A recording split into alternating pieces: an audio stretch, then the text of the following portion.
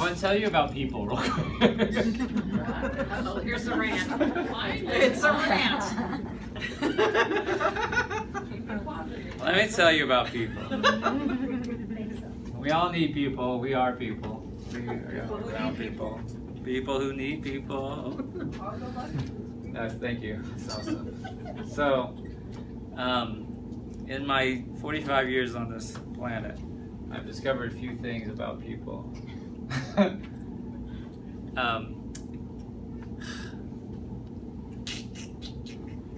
We have blind spots. We all have blind spots.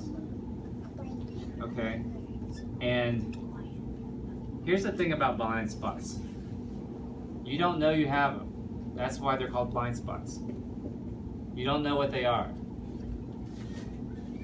Right? And I want you right now to envision somebody in your life who has a blind spot that you clearly see.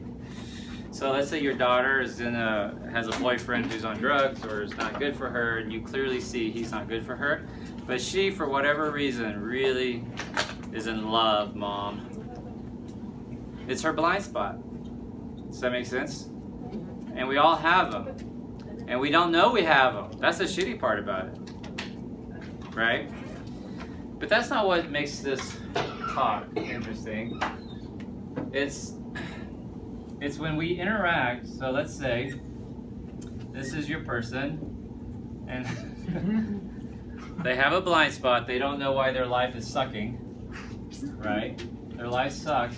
And you're over here and you want to like yell at them and be like, what's wrong with you? I'm just trying to help you. Right? And you're trying to yell at them. Did you have to get a double shift? Sorry. So you're talking to them, right? Yeah. But what is happening is that there's this barrier. Filters. Well, yes. But it's more than a filter. Because like it's beyond a filter. It's a total brick wall. Like filters let some stuff through. Yeah. This is a brick wall that they're just not going to hear you. Mm-hmm. And it's either they don't want to hear you, they're wanting to learn on, when we say stuff like, oh, they want to learn on their own, you'll believe me when you get there. You'll know when you have your own kids. And we feel like, and sometimes we make the excuse like, this is life. They need to grow up. They'll figure it out on their own. And I think that's a tragedy. I think that we would be a lot further along in civilization if we didn't let people figure it out on their own. If we somehow could harness all of our wisdom and impart it, and then we as humans could act on it. Okay? So here's been my frustration this week is that because of this wall, it doesn't matter how convincing your argument is, it doesn't matter if you've already been through it, if you suffered a bankruptcy, if you've already been scammed out of this, or you know this person's already a cheater, it doesn't matter because no matter what you say, nothing will get through. So life is lived through experience, unfortunately.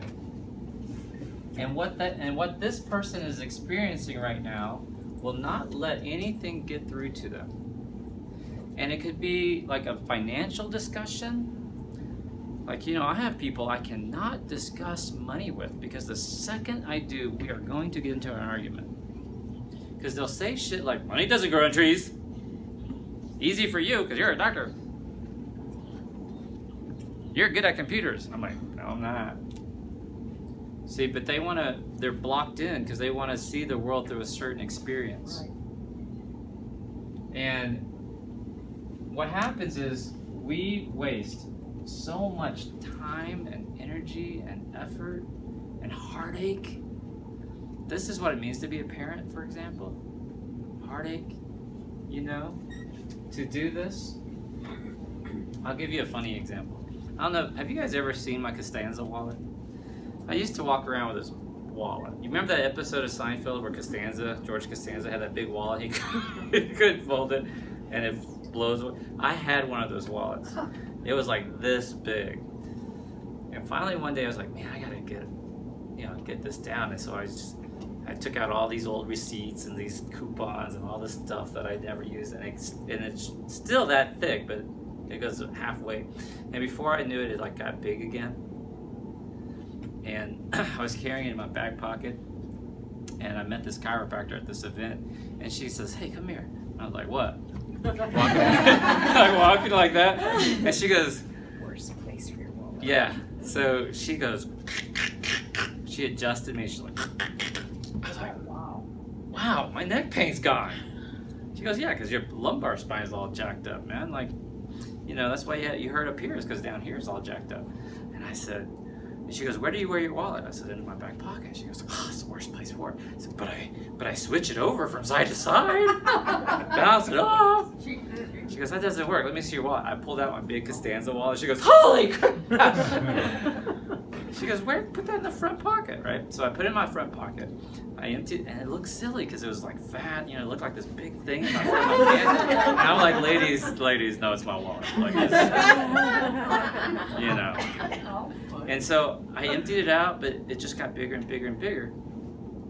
And then about a month ago, I made this very conscious decision. I looked at my Costanza wallet, and there's this little insert in it. And I pulled the insert out, and I put the 2 or 3 credit cards I normally use. I put like a $100 bill in there, and my driver's license. Yay! And now this is all I carry. Wow. I'm down to this little insert, and only once did I miss it because I didn't have my Smith's card for my discount. But then I learned, right? So I put a Smith's card in there. All you have to do is give me your phone number. I know, but I didn't register it, so it didn't. So, but it took 45 years. Now, why? It was because I just had to have this internal change, right? For it to happen. And it was something very simple and something I knew my wallet was ridiculous. I knew it was hurting my back. I knew it looked stupid in my front of my suit pants, But I just still couldn't bring myself to do it because what if, just in case this coupon, I need it. Right? And so it's a process of really letting go. And I'm going to tell you, as people, we hate this. Is that true? We hate letting go. Because when we let go of things, we feel like we're losing ourselves. But that's me. That's what I'm known for. I'm known for this bob haircut. You've had that haircut since 1950s. It's time for a new haircut. But this dress used to be so nice, but no, it's size 24. It doesn't fit you anymore. 1980s. It's 1970s, Colin. They want their shoes back, Mom. We don't want to let go because we feel like we lose our identity. And that's just the superficial stuff, our clothing, our adornment. But when you're talking about changing your thoughts and your beliefs and what you think you can do, what you think is possible, that is where this brick wall comes in. That's the rigidity that you can't break through until the person decides that it's time to change. Right? So you're getting upset, yelling at them will not fix it. You just have to carry on with your own happy ass self. Be awesome until they see you being awesome, and then they'll be willing to change. Now this is accelerated when we have weight loss surgery. This will accelerate like a speeding bullet, man. You're gonna be faced with challenges, changes, negativity, positivity.